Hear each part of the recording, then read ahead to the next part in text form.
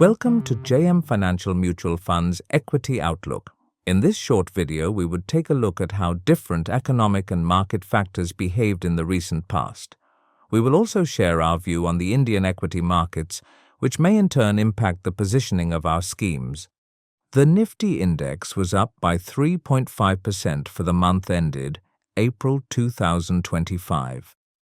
The Nifty Mid-Cap 150 index was up by 3.9%, whereas the Nifty Small Cap 250 index was up by 1.7% in April 2025.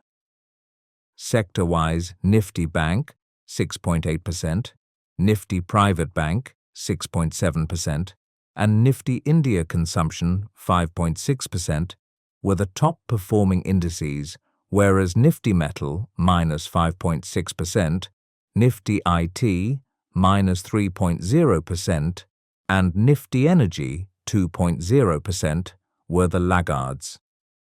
Global indices ended the month of April 2025. On a mixed note, Dow Jones was down by minus 3.2%. Nasdaq was up by 0.9%, while Financial Times Stock Exchange 100 was down by minus 1.0%. The India Volatility Index, VIX, saw an increase in April 2025. It was at 18.22 compared to 12.72 in the previous month, up by 43.3%. The Chicago Board Options Exchange VIX saw an increase in the month of April 2025 and was at 24.70 as against 22.28 on the previous month, up by 10.9%. Foreign institutional investor were net buyers for the month of April 2025. Net foreign institutional investor inflows were Rs 10,732 crores. Domestic institutional investor bought stocks worth Rs 28,228 crores, whereas mutual funds were net buyers worth Rs 18,063 crores. Nifty 50 forward PE trading above mean PE. Nifty Mid-Cap 100 is trading above one standard deviation above the mean forward PE.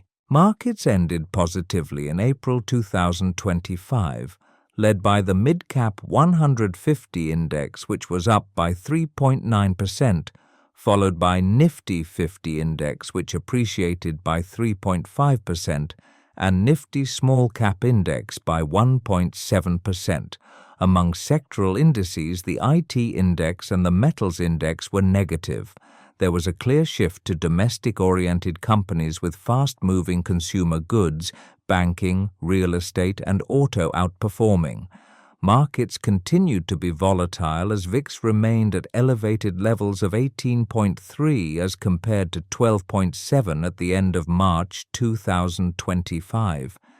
FII inflows were positive for the second consecutive month. Corporate earnings, too early to call as this quarter is the financial year-end, results have been slower to come in, but till date most companies have reported modest numbers. At an aggregate level, the reported profit growth is 9.1% as compared to 8.4% quarter-on-quarter, but only for a small segment of the market. Financials continued to deliver a steady performance due to steady margins, modest credit growth, and stable asset quality. There is an increasing optimism on rural recovery coming through the recently declared results. Normal monsoons and stable prices and benign inflation should help improve consumption from rural markets. Similarly, urban consumption is also likely to revive on back of lower income taxes as the benefits start accruing from April 2025 onwards. India's Purchasing Managers Index also improved in March 2025 to 58.2 as per latest read, which is also encouraging. We expect improved domestic consumption to also improve the manufacturing output. There are signs that state and central government capital expenditure has also resumed, which may support growth outlook. Global trade. How does India fare? The current construct of manufacture in China and consume everywhere is being challenged as countries prioritize domestic consumption and manufacturing to improve their local economies, de-risk supply chains, and create jobs. In the short term, this could be inflationary for countries trying to implement this and deflationary for China as its economy cools. There may be relaxations from time to time, but the direction seems pretty clear for most countries. India may benefit on the fringe as large importers try to diversify their procurement base in areas such as electronics, textiles, auto ancillaries, and light engineering. India could also benefit in areas such as chemicals and pharmaceuticals. On balance, India may not lose as much as gaining presence in the global supply chain. India's share in global trade is a mere 2.4%, implying that growth potential could still remain even if the overall sentiment is negative. As per Centre for Monitoring Indian Economy, growth in exports could rebound in FY26 to 4.1% as compared to a marginal growth of 0.7% in FY25. Indian markets may continue to see improved allocations from foreign portfolio investments, FPIs, on back of the record sell-off since September 2024. Year-to-date flows have been significantly negative at rupees 1,068 billion, and a reversion of this could be supportive. Domestic mutual fund flows have cooled on the back of the recent volatility. Inflation outlook has turned benign due to lower commodity prices. This should translate to better corporate earnings as input costs decline, and lower costs for consumers. With lower oil prices, fertilizer subsidies can be controlled and help improve government finances, thereby reducing interest rates. Consumption has been sluggish on account of inflation and weak income growth. With improvement in job creation as corporate activity picks up and lower prices, consumption could revive.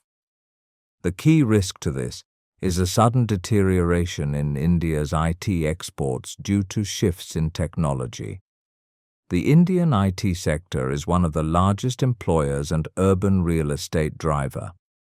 A slowdown could impact demand for housing, office space, and urban middle-class goods such as cars, consumer durables, and services such as quick service restaurant QSR and online platforms.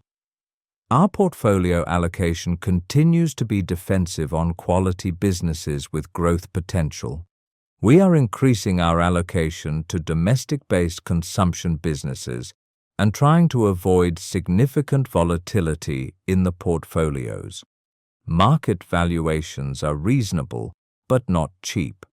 With earnings growth improving and fund inflows, FPI inflows turning positive, there is a potential to outperform fixed income products from here on. We recommend investors to maintain a cautious approach, maintaining liquidity, and begin investing in diversified equity funds.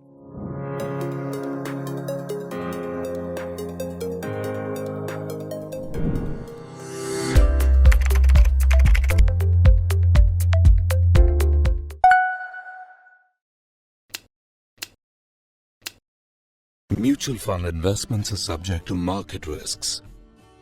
Read all scheme-related documents carefully.